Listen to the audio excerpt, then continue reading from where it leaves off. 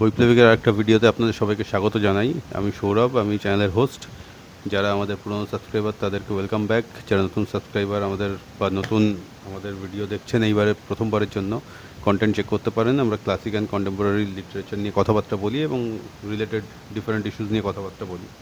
যাই হোক, কাল বাদে পরশু অর্থাৎ 9ই অক্টোবর সাহিত্যে নোবেল পুরস্কার দেওয়া হচ্ছে এই বছরের জন্য, 2025-এর জন্য। প্রতি বছরই দেওয়া হয়, আপনারা জানেন। এই বছর দেওয়া হচ্ছে। তার আগে সামান্য একটু অ্যানালাইজ করার চেষ্টা করছিলাম যে এতদিন নোবেলে কি হয়েছে, তার জেন্ডার ডিভিশন কি বা রিলেটেড আর কিছু স্ট্যাটিস্টিক্স আছে কি না, একটু বোঝার চেষ্টা করছিলাম। তো বেশ কিছু ইন্টারেস্টিং জিনিসপত্র বেরোলো, সেগুলোই শেয়ার করার জন্য ছোট্ট একটা ভিডিও। প্রথম নোবেল ইন লিটারেচার দেওয়া হয়েছে 1901 সালে। পেয়েছিলেন হচ্ছে ফ্রেঞ্চ পোয়েট সালি প্রুডহম। তার লেখা আমি পড়িনি। পোয়েট্রি লিখতেন এবং ভালো লিখতেন, গোজ উইদাউট সেইং। তার লেখা আমি পড়িনি, কখনো পড়ে দেখার ইচ্ছা তো অবশ্যই আছে। তো এইটা হচ্ছে একটা প্রথম জিনিস।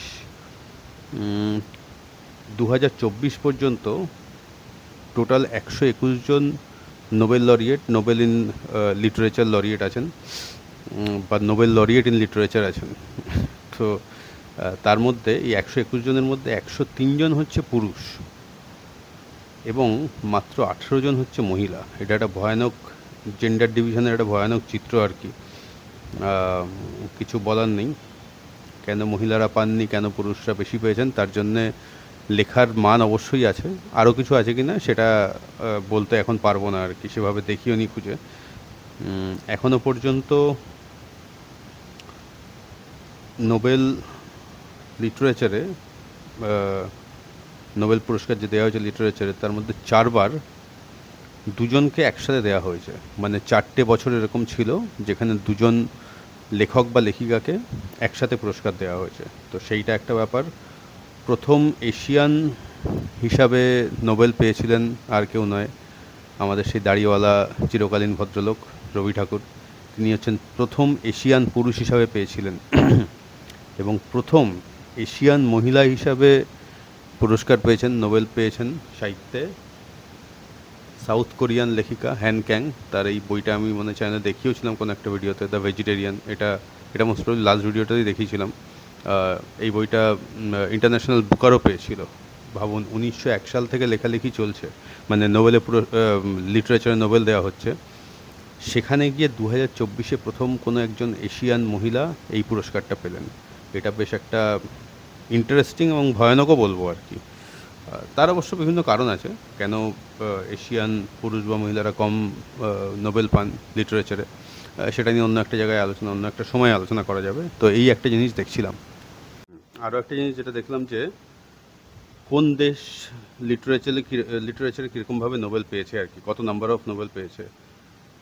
ফ্রান্স সব থেকে বেশিবার লিটারেচারে নোবেল পেয়েছে, 16 বার, নো জোক, সব থেকে বেশি। ফ্রেঞ্চ লিটারেচার আমার খুবই পছন্দের এবং আমার মনে হয় যে বিশ্বের সেরা সেরা সাহিত্য ফ্রেঞ্চ লিটারেচার থেকেই এসছে, সব দেশ মিলিয়ে বলছি আর কি। ইউনাইটেড স্টেটস থেকে 13 বার পেয়েছে, ইউনাইটেড কিংডম থেকে 13 বার পেয়েছে। এই সমস্ত জায়গা থেকেই অসাধারণ অসাধারণ সব লেখা উঠে এসছে, একদম সৃষ্টির আদিকাল থেকে, লেখালেখির একদম শুরুর থেকে। এবং নোবেল দেওয়া শুরু হওয়ার আগেই এই সমস্ত দেশে এত বেশি অসাধারণ সব রাইটাররা রয়েছেন, যাদের লেখা পড়িয়েই আর কি সারা পৃথিবীতে ইংলিশের ব্যাচেলার ডিগ্রি বা মাস্টার ডিগ্রি, পিএইচডি মেটেরিয়াল সমস্ত কিছু তাদের লেখা থেকে এসছে। তারা নোবেল পাননি, তার কারণ নোবেল তখন দেওয়া হতো না আর কি। বেসিক্যালি তাদের লেখাগুলো এতই ভালো ছিল যে সেই সমস্ত লেখাকে অ্যাপ্রিসিয়েট করার জন্যই তারপরে দেখা যায় যে নোবেল দেওয়া দরকার। নাহলে এই ধরনের লেখক লেখিকারা আসবেন, হারিয়ে যাবেন, কোনো একটা নোটিফাই করা হবে না যে এরা অসাধারণ লিখতেন। তো এরকম জার্মানিতে 9 জন, সুইডেন 8 বার পেয়েছে, পোল্যান্ড 6 বার পেয়েছে, স্পেন 6 বার পেয়েছে। স্প্যানিশ লিটারেচারও আমার বেশ পছন্দের। ইটালি 6 বার পেয়েছে, ইটালি থেকেও অসাধারণ কাজ আছে। রাশিয়ান বা সোভিয়েত ইউনিয়ন মিলিয়ে, আগে সোভিয়েত ইউনিয়ন পরে রাশিয়ান, মিলিয়ে 5টা নোবেল আছে। রাশিয়ান লিটারেচার মানেই তো সব মহিরুহ আর কি, যারা নোবেল পাওয়ার আগে জন্মেছিলেন এবং সেই সময় লেখালেখি করেছিলেন। যাই হোক, এরপরে 3টে দেশকে একসঙ্গে বলবো, বলার কারণ আছে। আয়ারল্যান্ড 4টে, নরওয়ে 4টে, ডেনমার্ক 3টে। তিনটেই স্ক্যান্ডিনেভিয়ান কান্ট্রি, অসাধারণ পরিবেশ লেখালেখি করার জন্যে, শান্ত জীবনযাপনের পদ্ধতি, জীবনকে এনজয় করা যায়, প্রতিদিনের মতন দৌড়াদৌড়ি করতে হয় না, পিএনপিসি করতে হয় না, সন্ধ্যাবেলা সিরিয়াল দেখতে হয় না। যাই হোক, তো এই হচ্ছে মোটামুটি কয়েকটা দেশের বলে দিলাম কোন কোন দেশ থেকে সব থেকে বেশিবার নোবেল এসছে। সেখানে আমরা তো অবভিয়াসলি আমাদের দেশ থেকে তো একটাই নোবেল এসছে, তার অনেক কারণ আছে, সেই সব নিয়ে পরে আবার একটা ভিডিও করা যাবে যে আমাদের দেশে কেন মাত্র একটা নোবেল, যেখানে প্রচুর নোবেল হতে পারতো ডেফিনেটলি, সেগুলো নিয়ে পরে আলোচনা করা যাবে। এরপর শেষ কথা হচ্ছে যে পরশু যে নোবেল ইন লিটারেচার নোবেল দেওয়া হবে সাহিত্যে, কারা পেতে পারে? কারা পেতে পারে? পেতে পাওয়ার মতন লোক তো বিশ্বে বহুই আছে। আমার তিনজন কালো ঘোড়া আছে আর কি, তার মধ্যে একজনই অ্যাকচুয়ালি, দুজন খুব মারাত্মকভাবে আছে, আমার মনে হয় তাদের নোবেল পাওয়া উচিত। এবারে পাওয়া উচিতের তো একটা প্রশ্ন, আর দেওয়ার ব্যাপারটা আলাদা। আরও ডিজার্ভিং লোক আছে, কিন্তু আমার পছন্দের দুজন বা আড়াইজন বলা যেতে পারে। প্রথম যাকে আমার ভীষণভাবে পছন্দ, আমার মনে হয় অনেস্টলি মনে হয় যে তার নোবেল পাওয়া উচিত, and it is high time that Nobel committee gave it to him. তিনি হচ্ছেন সালমান রাশদি।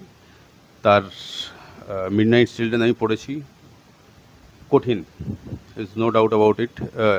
ইংরাজি কঠিন, এবং সেই ইংরাজির মাধ্যমে কি বলতে চাইছেন সেটা বোঝাটা আরোই কঠিন আর কি। এ শুধু ইংরাজির জ্ঞান থাকলে হবে না, তার সঙ্গে বহু বছর ধরে ভালো বই পড়ার অভ্যাস। ভালো বই মানে বেশ কঠিন ধরনের বই, যেগুলো আমাদের ইন্ডিয়াতে খুব একটা পড়ানো হয় না, কঠিন বলেই, যেগুলো হয়তো অক্সফোর্ডে বা কেমব্রিজে পড়ানো হয়, হয়তো না, ডেফিনেটলি পড়ানো হয়।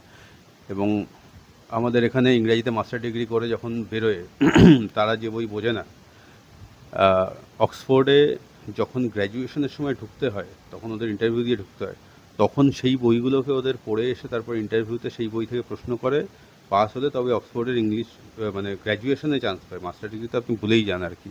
তো এইটা ওদের আর আমাদের এখানকার ইংরাজি পড়াশোনা নিয়ে একটা ডিফারেন্স আছে আর কি।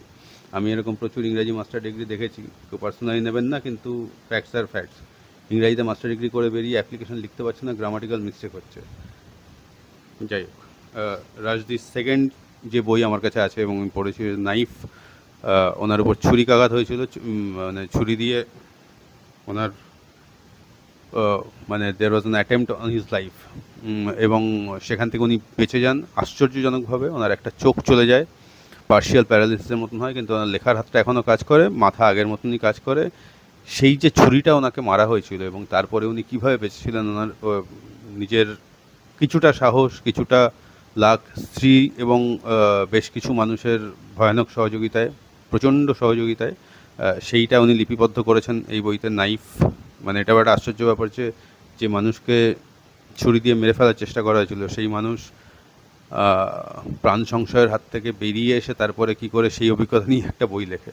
নাইফের আইটা লক্ষ্য করবেন, ছুরির ফলার মতন, মানে ছুরির ফলা না, ছুরি দিয়ে ফালা ফালা করে দিলে যেরকম হয় সেরকম।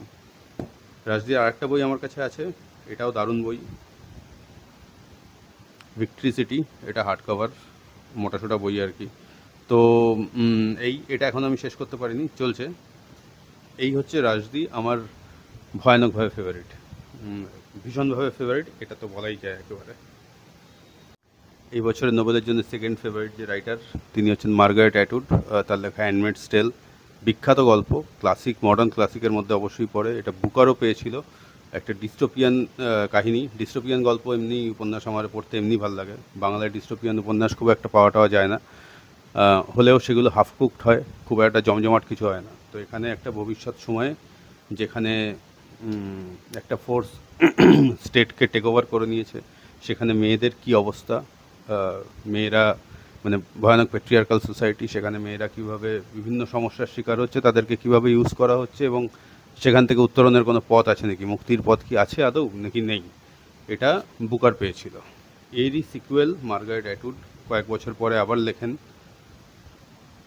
সেটা হচ্ছে দ্য টেস্টামেন্ট। এটা হচ্ছে হ্যান্ডমেডস টেলের সিকুয়েল আর কি। এটা আমি হার্ড কভারে কিনেছিলাম, তার কারণ হ্যান্ডমেডস টেল আমার ভয়ানকভাবে পছন্দ হয়েছিল, তো একটু বেশি টাকা খরচা করে হার্ড কভারে কিনেছিলাম। এটা পেঙ্গুইন কি, নট শিওর, ডাজন্ট ম্যাটার। তো ইন্টারেস্টিং ব্যাপার হচ্ছে, এই বইটা যখন বেরোয় সেই বছরে এই বইটাও কিন্তু বুকার পেয়েছিল।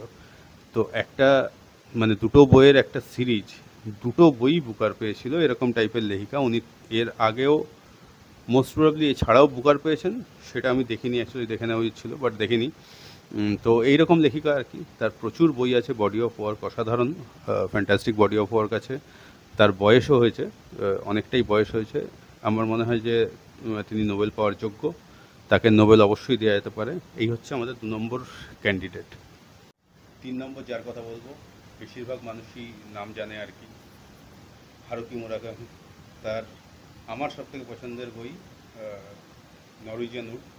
অসাধারণ গল্প of love, loss, grief, separation, এই সমস্ত কিছু নিয়ে এটা একটা মায়াজাল আর কি। এবং হারুকি মুরাকামি ম্যাজিক রিয়েলিজম লেখে, যেটা বলতে ভুলে গেছিলাম যে আমাদের সালমান রাশদিও কিন্তু ম্যাজিক রিয়েলিজমের উপরে প্রচুর কাজ। বেশিরভাগ বইতে ওনার ম্যাজিক রিয়েলিজম থাকে, আবার কখনো থাকেও না। এটার মধ্যেও ম্যাজিক রিয়েলিজম আছে, অসাধারণ লেখা। প্রেমের গল্প পড়তে চাইলে এটা অবশ্যই পড়বেন, কিন্তু কষ্ট পাবেন পড়লে, এটা বলে দিতে পারি।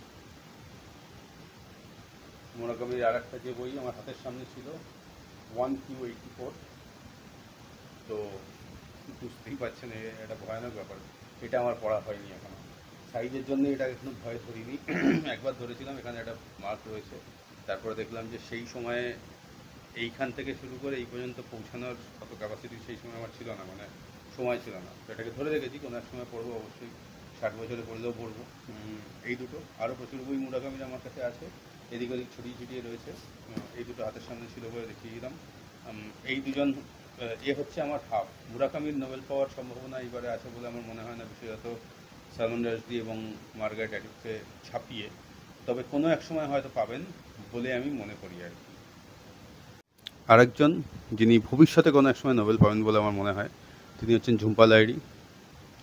অসাধারণ লাগে ওনার লেখার স্টাইলটা আর কি। এবং ঝুম্পা লাহিড়ী আমার লিটারারি ক্রাশ আর কি, যাকে বলা যেতে পারে। ক্রাশ ফ্রাশ শব্দগুলো তো সব বেরিয়েছে আর কি, নতুন ধরনের।